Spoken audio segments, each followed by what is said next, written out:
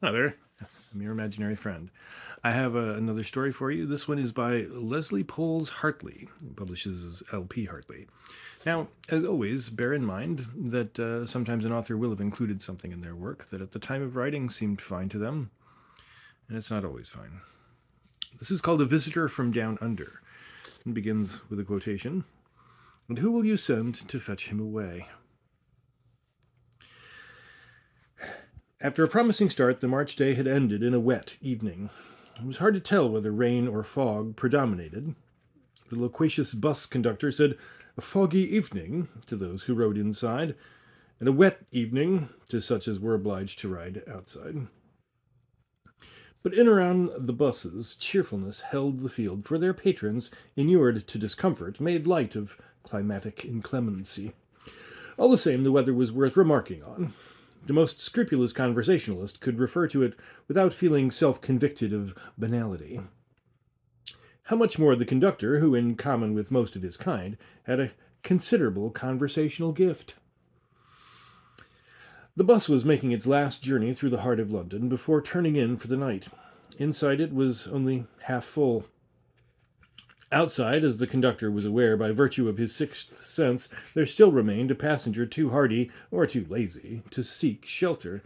And now, as the bus rattled rapidly down the Strand, the footsteps of this person could be heard shuffling and creaking upon the metal-shod stairs.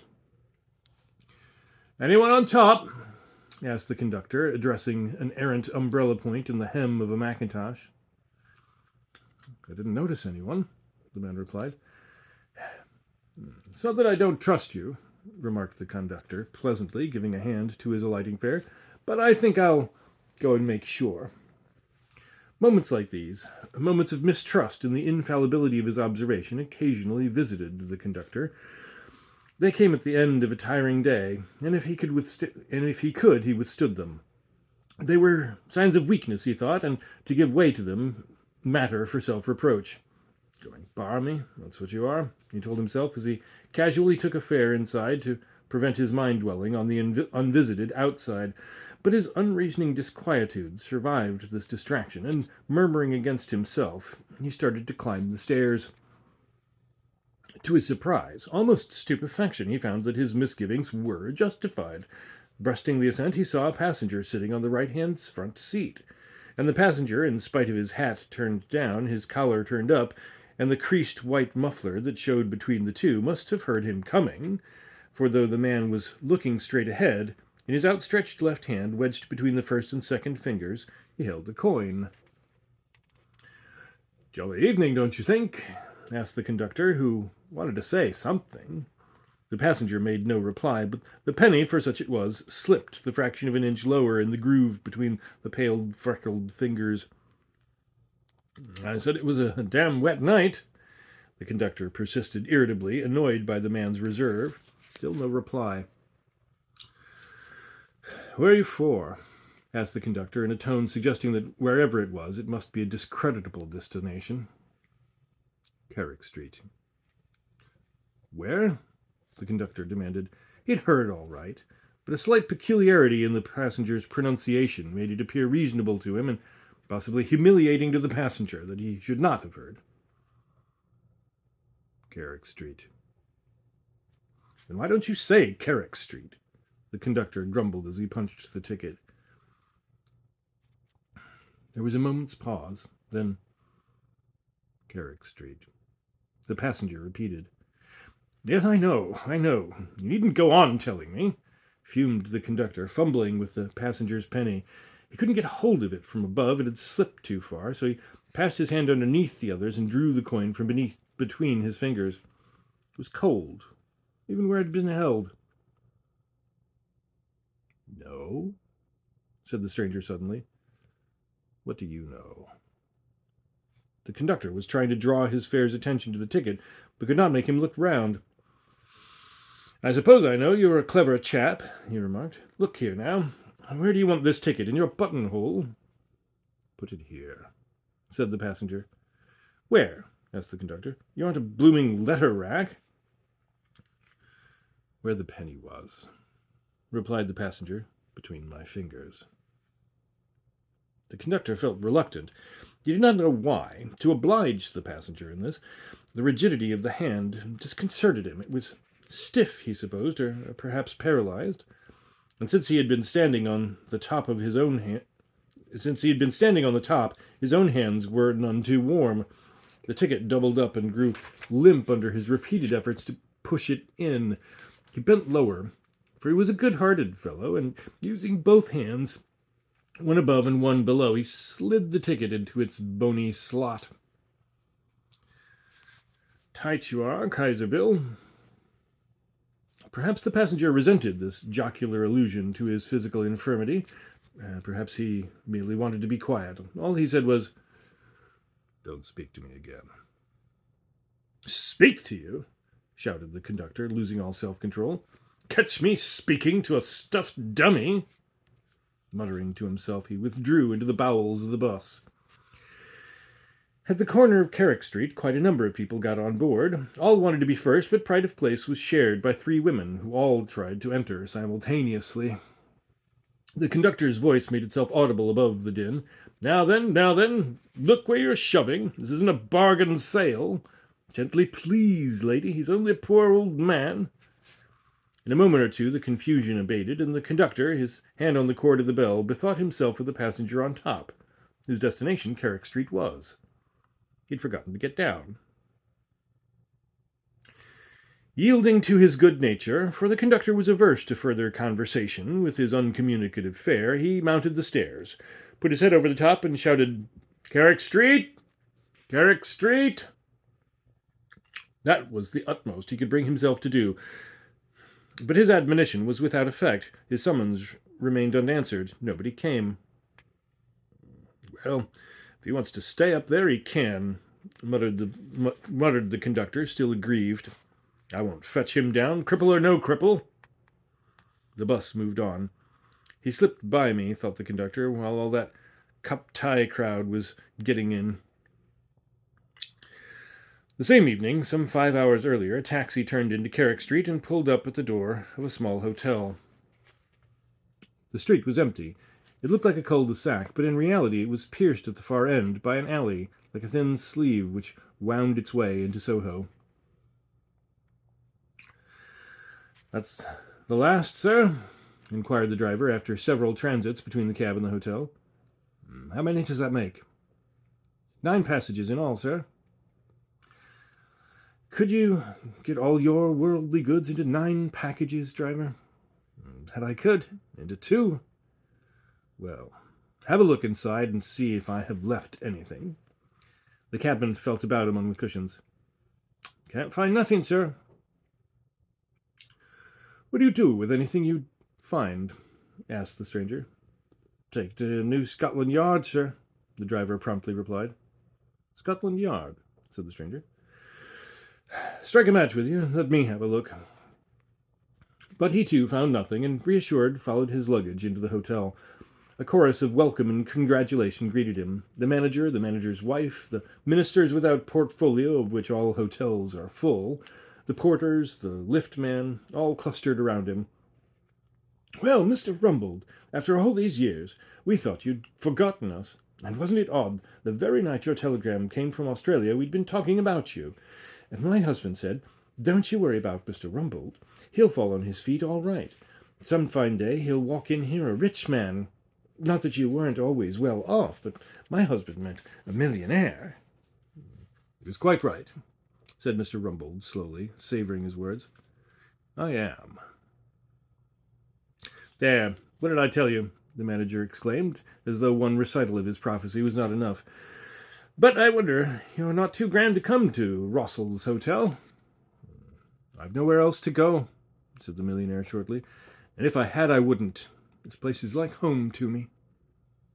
His eyes softened as they scanned the familiar surroundings. They were light grey eyes, very pale, and seeming paler from their setting in his hand face. His cheeks were slightly sunken and very deeply lined. His blunt-end nose was straight. He had a thin, straggling moustache, straw-coloured, which made his age difficult to guess. Perhaps he was nearly 50, so wasted was the skin on his neck, but his movements, unexpectedly agile and decided, were those of a younger man. I won't go up to my room now, he said in response to the manageress's question. Ask Clutsam. He's still with you? To unpack my things. He'll find all I want for the night in the green suitcase. I'll take my dispatch box with me and tell them to bring me a sherry and bitters in the lounge. As the crow flies, it was not far to the lounge, but by way of the tortuous, ill-lit passages, doubling on themselves, yawning with dark entries, plunging into kitchen stairs, the catacombs so dear to habitués of Russell's Hotel. It was a considerable distance. Anyone posted in the shadow of these alcoves or arriving at the head of the basement staircase could not have failed to notice the air of utter content which marked Mr. Rumbold's leisurely progress, the droop of his shoulders acquiescing in weariness, the hands turned inwards and swaying slightly, but quite forgotten by their owner, the chin, always prominent, now pushed forward so far that it looked relaxed and helpless, not at all defiant. The unseen witness would have envied Mr. Rumbold, perhaps even grudged him his holiday airs, his untroubled acceptance of the present and the future.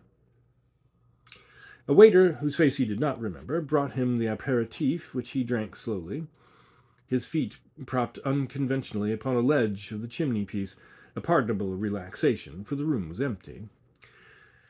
Judge, therefore, his surprise when out of a fire-engendered drowsiness he heard a voice, which seemed to come from the wall above his head. A cultivated voice, perhaps too cultivated, slightly husky, yet careful and precise in its enunciation. Even while his eyes searched the room to make sure that no one had come in, he could not help hearing everything the voice said.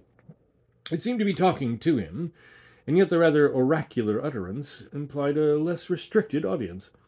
The utterance of a man who was aware that, though it was a duty for him to speak, for Mr. Rumbold to listen would be both a pleasure and a profit.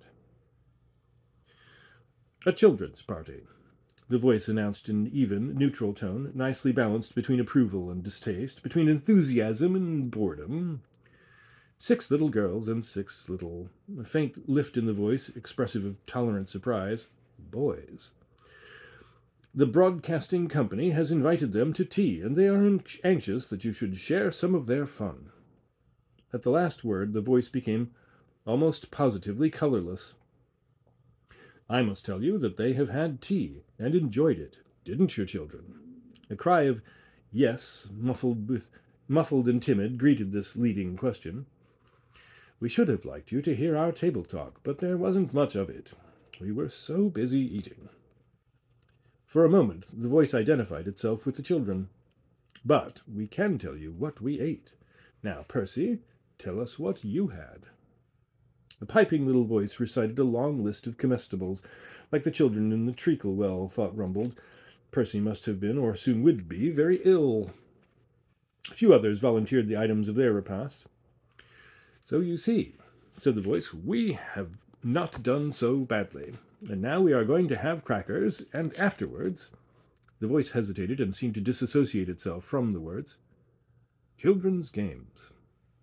There was an impressive pause, broken by the muttered exhortation of a little girl. Don't cry, Philip. It won't hurt you. Fugitive sparks and snaps of sound followed, more like a fire being mended, the thought rumbled, than crackers. A murmur of voices pierced the fusillade. What have you got, Alec? What have you got? I've got a cannon. Give it to me. No. Well, lend it to me. What do you want it for? I want to shoot Jimmy. Mr. Rumbold started. Something had disturbed him. Was it imagination, or did he hear, above the confused medley of sound, a tiny click? The voice was speaking again. And now, we're going to begin the games. As though to make amends for past lukewarmness, a faint flush of anticipation gave color to the decorous voice. We will commence with that old favorite, Ring-a-Ring of Roses. The children were clearly shy and left each other to do the singing. Their courage lasted for a line or two and then gave out, but fortified by the speaker's baritone, powerful though subdued, they took heart and soon were singing without assistance or direction. Their light, wavering voices had a charming effect. Tears stood in Mr. Rumbold's eyes. Oranges and lemons, came next. A more difficult game, it yielded several unrehearsed effects before it finally got underway. One could almost see the children being marshaled into their places, as though for a figure in the Lancers. Some of them, no doubt, had wanted to play another game. Children are contrary, and the dramatic side of Oranges and Lemons, though it appeals to many, always affrights a few. The disinclination of these last would account for the pauses and hesitations which irritated Mr. Rumbold, who as a child had always had a strong fancy for this particular game. When to the tramping and stamping of many small feet the droning chant began, he leaned back and closed his eyes in ecstasy. He listened intently for the final accelerando which leads up to the catastrophe. Still the prologue meandered on as though the children were anxious to extend the period of security, the joyous, carefree promenade which the great Belle of Bow, by his inconsiderate profession of ignorance, was so rudely to curtail. The bells of Old Bailey pressed their usurer's question. The bells of Shoreditch answered with becoming flippancy. The bells of Stepney posed their ironical query. When suddenly, before the great Belle of Bow had time to get his word in, Mr. Rumbold's feelings underwent a strange revolution. Why couldn't the game continue, all sweetness and sunshine? Why drag in the fatal issue? Let payment be deferred. Let the bells go on chiming and never strike the hour. But heedless of Mr. Rumbold's squeamishness, the game went its way. After the eating comes the reckoning. Here is a candle to light you to bed, and here comes a chopper to chop off your head. Chop, chop, chop. The child screamed, and there was silence. Mr. Rumbold felt quite upset, and great was his relief when, after a few more half-hearted rounds of Oranges and Lemons, the voice announced, "Here we come gathering nuts in May." At least there was nothing sinister in that. Delicious sylvan scene comprising in one splendid botanical inexactitude all the charms of winter, spring, and autumn. What superiority to circumstance was implied in the conjunction of nuts and May? What defiance of cause and effect? What a testimony to coincidence! For cause and effect are against us, as witness the fate of Old Bailey's debtor. But coincidence is always on our side, always teaching us how to eat our cake and have it. The long arm of coincidence. Mr. Rumbold would have liked to clasp it by the hand. Meanwhile, his own hand conducted the music of the revels, and his foot kept time, their pulses quickened by enjoyment. The children put more heart into the singing. The game went with a swing. The ardour and rhythm of it invaded the little room where Mr. Rumbold sat. Like heavy fumes, the waves of sound poured in, so penetrating they ravished the sense, so sweet they intoxicated it, so light they fanned it to a flame. Mr. Rumbold was transported. His hearing, sharpened by the subjugation and quiescence of his other faculties, began to take in new sounds, the names, for instance, of the players who were wanted to make up each side, and of the champions who were to pull them over. For the listeners in, the issues of the struggle remained in doubt. Did Nancy Price succeed in detracting Percy Kingham from his allegiance? Probably. Did Alec Wharton prevail against Maisie Drew? It was certainly an easy win for someone. The contest lasted only a second, and a ripple of laughter greeted it. Did Violet Kingham make good against Horace Gold? This was a dire encounter, punctuated by deep, irregular panting. Mr. Rumbold could see in his mind's eye the two champions straining backwards and forwards across the motionless white handkerchief, their faces red and puckered with exertion. Violet or Horace? One of them had to go. Violet might be bigger than Horace, but then Horace was a boy. They were evenly matched. They had their pride to maintain. The moment when the will was broken and the body went limp in surrender would be like a moment of dissolution. Yes, even this game had its stark, uncomfortable side. Violet or Horace, one of them, was smarting now, crying perhaps under the humiliation of being fetched away. The game began afresh. This time there was an eager ring in the children's voices. Two tried antagonists were going to meet. It would be a battle of giants. The chant throbbed into a war cry. Who will you have for your nuts and May, nuts and May, nuts and May? Who will you have for your nuts and May on a cold and frosty morning? They would have Victor Rumbold for nuts and May. Victor Rumbold. Victor Rumbold. and from the vindictiveness in their voices they might have meant to have his blood too. And who will you send to fetch him away? Fetch him away, fetch him away. And who will you send to fetch him away on a cold and frosty morning? Like a clarion call, a shout of defiance, came the reply. We'll send Jimmy Hagbard to fetch him away, fetch him away, fetch him away. We'll send Jimmy Hagbard to fetch him away on a wet and foggy evening. This variation, it might be supposed, was intended to promote the contest from the realms of pretense into the world of reality, but Mr. Rumbold probably did not hear that his abduction had been antedated. He had turned quite green, and his head was lolling against the back of the chair. Any wine, sir? Yes, Clutsam, a bottle of champagne. Very good, sir. Mr. Rumbold drained the first glass at one go. Anyone coming in to dinner besides me, Clutsam? He presently inquired. Not now, sir. It's 9 o'clock, replied the waiter, his voice edged with reproach. Sorry, Clutsam. I didn't feel up to the mark before dinner, so I went and lay down. The waiter was mollified. Thought you weren't looking quite yourself, sir. No bad news, I hope? No, nothing. Just a bit tired after the journey.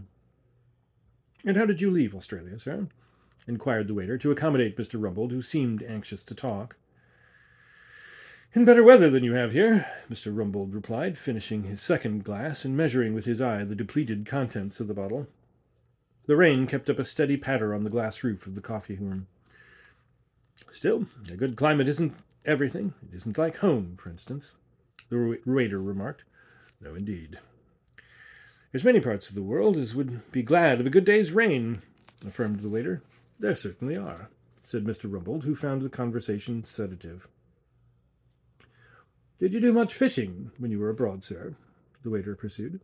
A little. Well, you want rain for that, declared the waiter, as one who scores a point. The fishing isn't preserved in Australia like what it is here.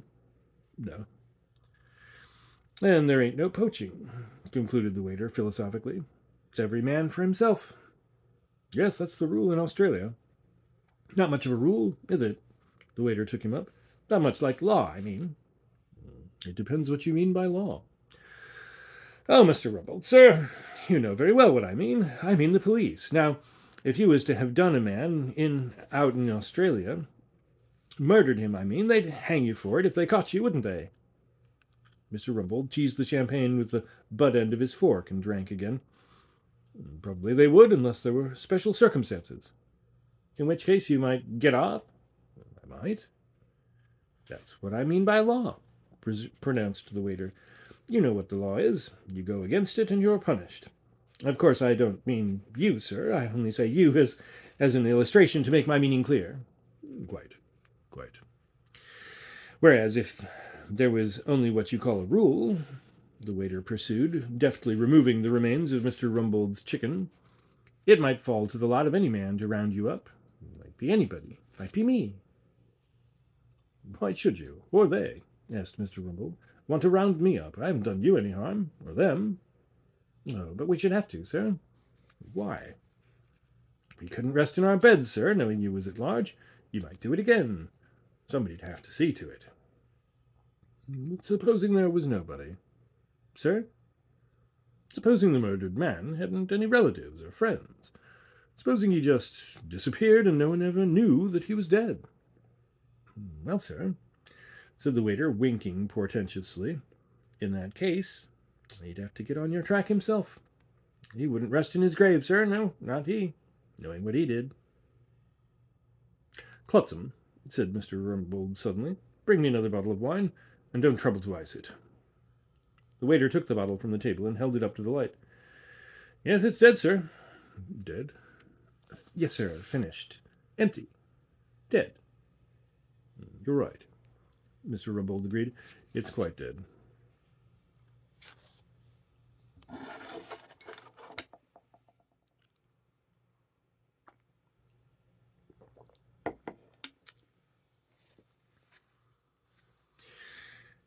It was nearly 11 o'clock. Mr. Rumbold again had the lounge to himself. Clutsam would be bringing his coffee presently. Too bad a fate to have him haunted by these casual reminders. Too bad his first day at home. Too bad. he muttered, while the fire warmed the sole of his slippers. But it was excellent champagne. He would take no harm from it. The brandy Clutsam was bringing him would do the rest. Clutsam was a good sort. Nice, old-fashioned servant. Nice, old-fashioned house. Warmed by the wine, his thoughts began to pass out of his control. "Your coffee, sir?" said a voice at his elbow. "Thank you, Clutsam. I am very much obliged to you," said Mr. Rumbold, with the exaggerated civility of slight intoxication. "You're an excellent fellow. I wish there were more like you." "I hope so, too, I'm sure," said Clutsam, trying in his muddle-hearted way to deal with both observations at once. "Don't see many people about," Mr. Rumbold remarked. "Hotel pretty full?" "Well, yes, sir, all the suites are let, and the other rooms, too. We're turning people away every day. Why, only tonight a gentleman rang up, said he would come round late on the off chance, but bless me, he'll find the birds have flown." "Birds?" echoed Mr. Rumbold. I mean there aren't any more rooms, not for love nor money." "Well, I'm sorry for him," said Mr. Rumbold, with ponderous sincerity. "I'm sorry for any man, friend or foe, who has to go tramping about London on a night like this. If I had an extra bed in my room, I'd put it at his disposal." "You had, sir?" the waiter said. Why, of course I have. Stupid. Well, I'm sorry for the poor chap. I'm sorry for all homeless ones, Clutsam, wandering on the face of the earth." "Amen to that," said the waiter devoutly. "And doctors and such, pulled out of their beds at midnight. It's a hard life. Ever thought about a doctor's life, Clutsam?" "Can't say I have, sir." Well, but it's hard. You can take that from me." "What time shall I call you in the morning, sir?" the waiter asked, seeing no reason why the conversation should ever stop. "You needn't call me, Clutsam," replied Mr. Rumbold in a sing-song voice, and running the words together as though he were excusing the waiter from addressing him by the waiter's own name. "I'll get up when I'm ready, and that may be pretty late. Pretty late." He smacked his lips over the word. "Nothing like a good lie, eh, Clutsam?" "That's right, sir. You have your sleep out," the waiter encouraged him. "You won't be disturbed." "Good night, Clutsam. You're an excellent fellow, and I don't care who hears me say so." "Good night, sir."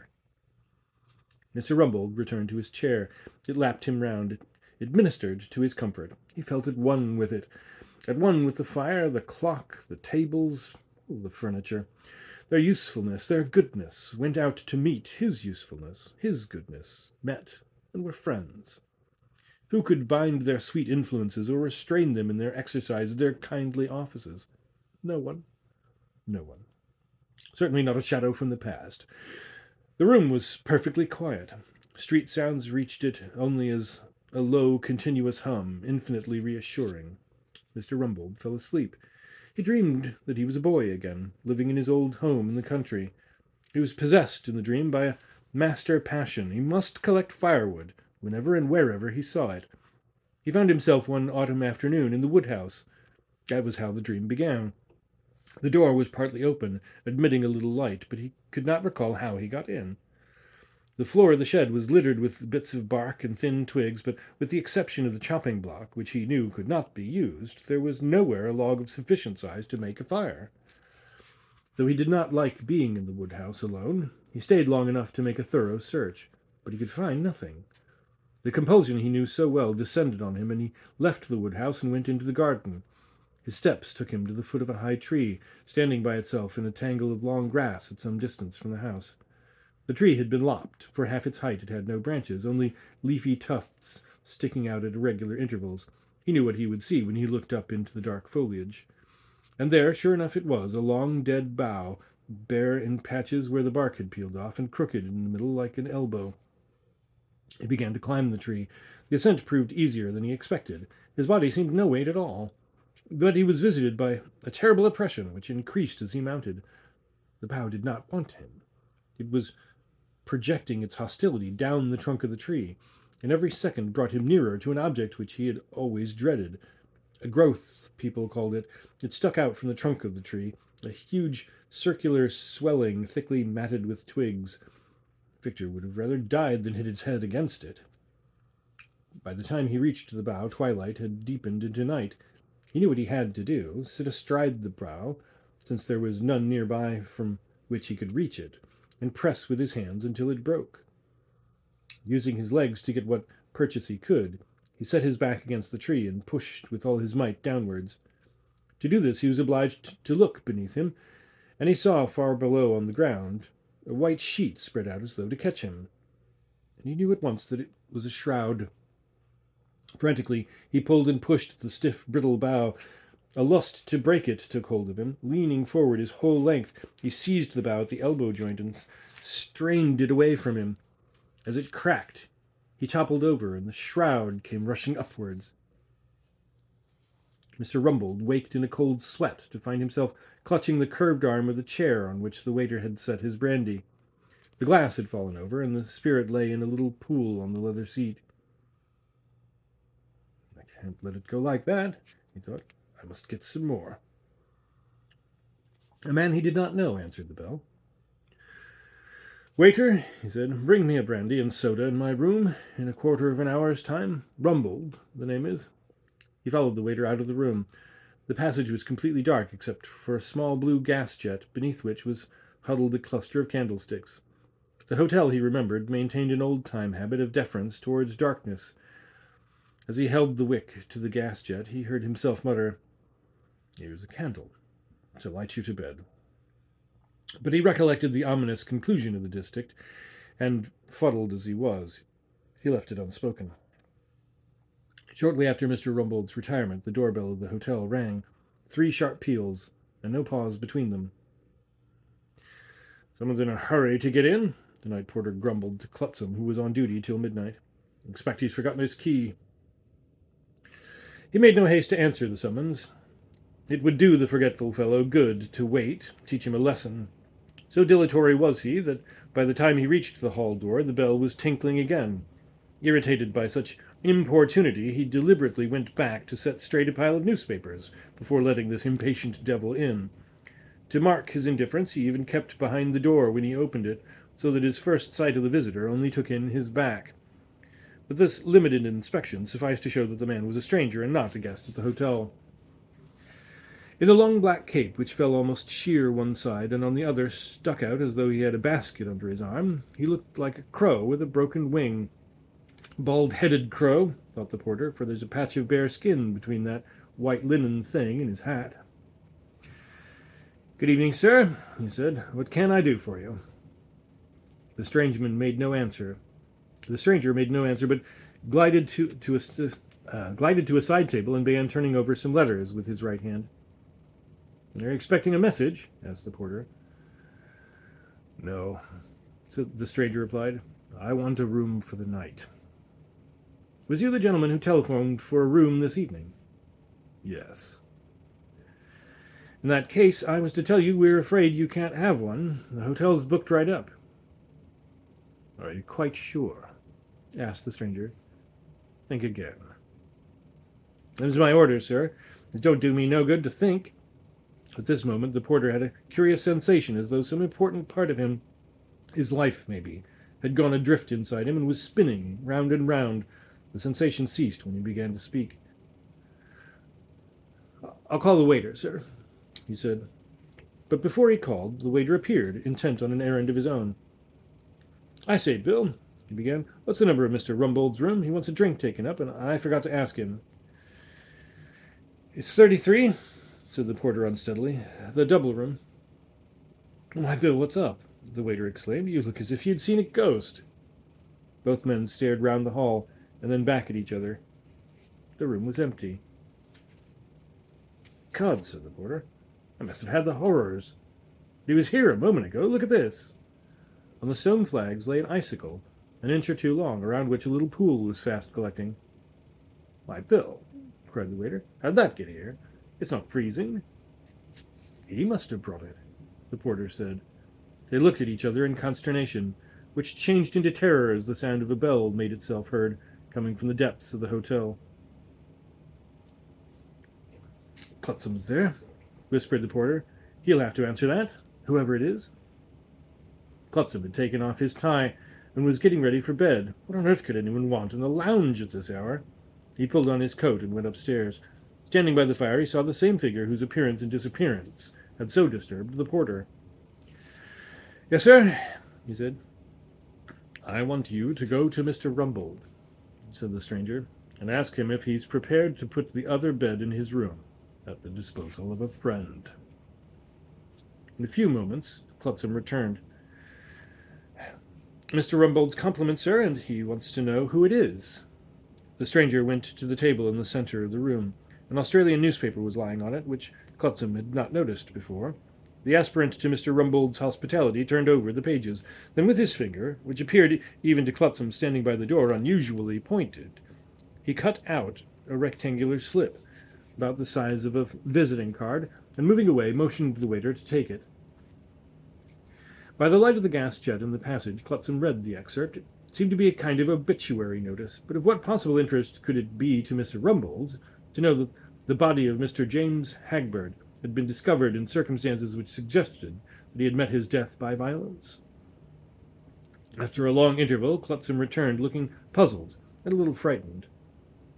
"Mr. Rumbold's compliments, sir, but he knows no one of that name." "Then take this message to Mr. Rumbold," said the stranger. "Say, would he rather that I went up to him, or that he came down to me?"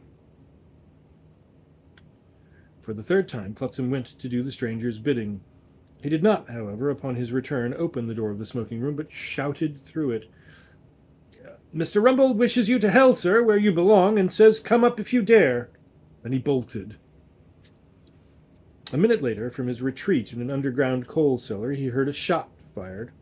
Some old instinct, danger-loving or danger-disregarding, stirred in him, and he ran up the stairs quicker than he had ever run up them in his life. In the passage, he stumbled over Mr. Rumbold's boots. The bedroom door was ajar. Putting his head down, he rushed in. The brightly lit room was empty, but almost all the movables in it were overturned, and the bed was in a frightful mess. The pillow with its five-fold perforation was the first object on which Clutsam noticed bloodstains.